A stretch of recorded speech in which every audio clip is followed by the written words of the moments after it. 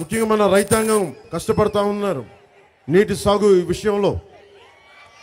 Mallavaram Govindapuram lift irrigation సరిగ్గా నడవట్లేదు. సరిగ్గా Yeleru reservoir నుంచి నీటిని ఎత్తిపోతల పథకం ద్వారా జగ్గంపేట రంపచోడవరం నియోజకవర్గంలోని 10,000 ఎకరాలకు ఇవ్వాలని మల్లవరం గోవిందపురం లిఫ్ట్ ఇరిగేషన్ పథకం ఏర్పాటు చేసి దానికి 32 కోట్లు అంచనా వేసినా కానీ 2 సార్లు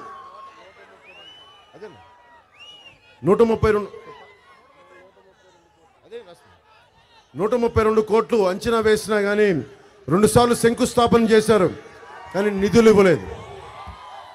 పుష్కర ఎత్తిపోతలకి నిధులు ఇవ్వడం లేదు. దానివల్ల 30,000 ఎకరాల్లో పంటలు ఎండిపోయాయి. పోలవరం ఎడమ కాలువ మట్టి ఇక్కడ వైసీపీ నాయకులకి కాసులు కురిపిస్తోంది. కాలువ గట్లను సైతం కొట్టేస్తూ మట్టి దవ్వేస్తూ ఉన్నారు. జలవనరుల శాఖ కూడా ఏమీ చేయలేకపోతా ఉంది.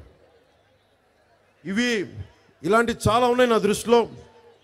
స్థానిక ఎమ్మెల్యే 100 ఎకరాల నాయకులు ఏ మూలకెళ్ళినా వైసీపీ నాయకులు 100 ఎకరాల చెరువులు కబ్జా చేశారు.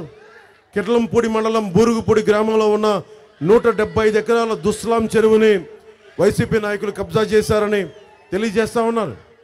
జలవనరుల శాఖ ఆధ్వర్యంలో దాదాపు 1000 ఎకరాల చెరువులను వైసీపీ నాయకులు కబ్జా చేశారు. కొండ అనేది మిగలకుండా చేశారనేది మనకు తెలియజేస్తా ఉన్నారు. ప్రతి చోట రోడ్లు డ్రైన్స్ వేయలేదు. ఇళ్ల స్థలాల పేరు మీద కొన్ని 100 కోట్లు దోపిడీ చేశారు. పుష్కర ఎత్తిపోతల పథకానికి నిర్వహణ నిధులు ఇవ్వకపోవడం వల్ల దాదాపు 60,000 ఎకరాలు బీడుగా మారిపోయిన పరిస్థితి. నేను మీ దృష్టికి, ఇంతమంది యువతున్నారు, మీకు ఫీజు రీఎంబర్స్మెంట్ ఎంతమందికి చేశారు? ఫీజు రీఎంబర్స్మెంట్ ఫీజు రీఎంబర్స్మెంట్ జరిగిందా మీకు? 2014-19 మధ్య 16 లక్షలు, లక్ష కాదు 2 కాదు 16 లక్షల మందికి ఫీజు రీఎంబర్స్మెంట్ జరిగితే జగన్ ప్రభుత్వంలో 8 లక్షల కంటే తక్కువ మందికి ఫీజు రీఎంబర్స్మెంట్ జరిగింది. ముఖ్యంగా 27 దళిత విద్యార్థులకి సంబంధించి, దళిత సమాజానికి సంబంధించి 27 పథకాలు తీసేశారు. అంబేద్కర్ విదేశీ విద్య 2014-2019లో 4,923 మంది విద్యార్థులు వెళ్ళగలిగితే అదే పథకానికి జగన్ విదేశీ విద్యా పథకం పెట్టి 116 మంది మాత్రమే వెళ్ళగలిగారు. ఎక్కడ 4,923, ఎక్కడ 116?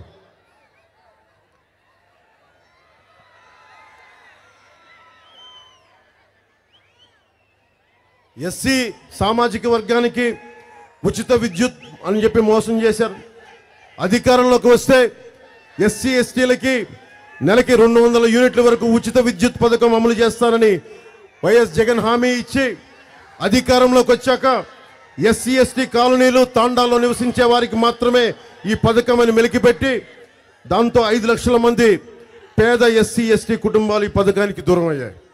ఈ షరతు పెట్టడం ద్వారా ఎస్సీ ఎస్టీ సామాజిక వర్గం వాళ్ళ కాలనీలు, వాళ్ళ వాడలు, వాళ్ళ తాండాల్లోనే ఉండాలి తప్ప బయటికి వచ్చి బతికితే మీకు ఏ పథకం వర్తించదని ఒక పెత్తందారి, ఒక అహంకారపు పోకడను చూపించింది.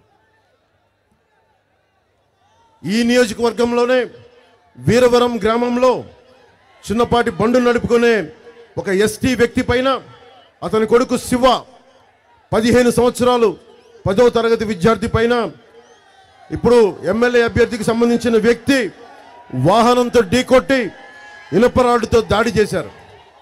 ఈ హత్యపై వైసీపీ నాయకులు మళ్ళీ మన అనంతబాబు ఎమ్మెల్సీ హత్యలాగా ఆ దళిత డ్రైవర్ని హత్య చేసి డోర్ డెలివరీ ఎలా చేశారో ఈ ఎస్టీ బాలుడి పైన కూడా చంపే మనకి రాడ్డుతో కొట్టి ఆ అబ్బాయి కూడా అలాగే రాజు ఒక 5 లక్షలు పడేద్దాం, కొన్ని లక్షలు పడేసి 2 ఎకరాల భూమి పడేస్తే వాళ్ళ హత్యకి పోయిన ప్రాణానికి తండ్రి కామ్గా ఉంటాడు. అది కూడా సరిగ్గా ఇవ్వని పరిస్థితి.